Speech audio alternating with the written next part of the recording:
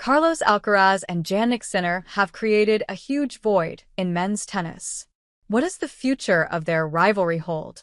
On an unremarkable clay tennis court in the Spanish city of Alicante, watched on by only a handful of spectators, two teenagers swiped the ball to one another with surprising vigor, belying their scrawny, adolescent frames.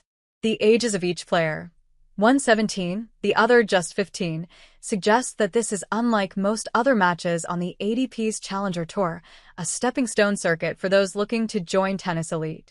Over the course of 3 back-and-forth sets, it's the younger protagonist who emerges victorious after an hour and 50 minutes.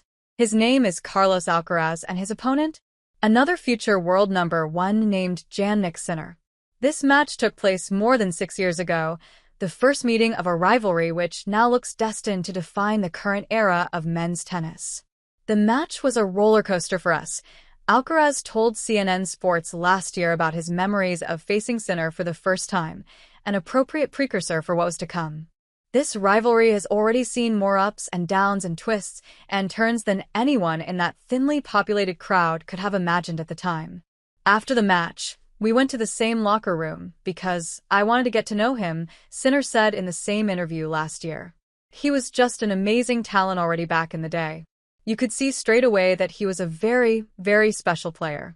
Alcaraz and Sinner, a duo now affectionately dubbed Sinkeraz by fans, have met 14 times on the main ATP Tour since then, nearly always in high-stakes semifinals and finals.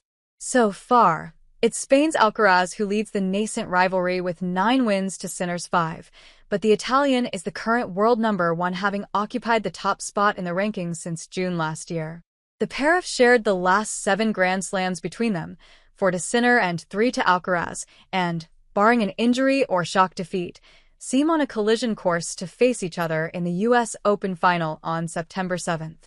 Alcaraz plays big-serving American Riley Opelka in the first round on Monday, while Sinner, having recovered from the illness which forced him to retire from the Cincinnati Open final against Alcaraz, faces Czech Republic's Vit Kopriva on Tuesday.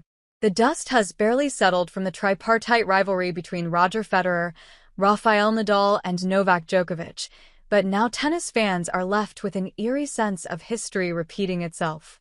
Here is another matchup likely to preside over the men's game for years to come. Already, Alcaraz and Sinner have produced several matches worthy of a movie script.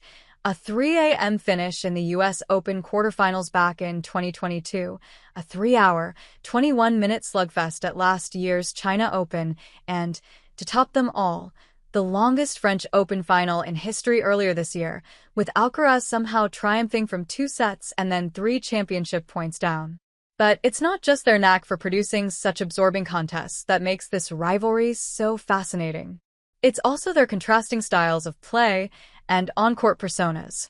Certainly, the temperamental differences are quite clear to any fan or observer. Gary Nathan, author of Changeover, a new book on the rivalry between Alcaraz and Sinner, tells CNN Sports. Carlos loves to spring for spectacle on the tennis court. He likes to find that ingenious shot that he's never tried before, and he's almost cheeky in the way he tries to get away with new flourishes. With Jannik, it's a little more methodical. Personally, I find them both captivating to watch in different ways. Nathan started working on his book in late 2023. By then, Alcaraz had already established himself as the most exciting and explosive talent in tennis, winning major titles at the US Open and Wimbledon. Betting on Sinner's adjacent rise at that time, however, was more of a gamble. With Sinner, I think it was something I saw in the quality of his ball striking, says Nathan. More specifically, it's something I heard because, if you're lucky enough to watch Jannik Sinner play up close, it sounds unlike anything I've ever heard on a tennis court. In the book, I compare it to a firearm or a vehicle backfiring. It's just a spectacular sound. And for all their obvious differences, Alcaraz the showman, Sinner calm and understated. Alcaraz flashy and unpredictable, Sinner steady and reliable. Nathan has also been struck by just how much these two men have in common.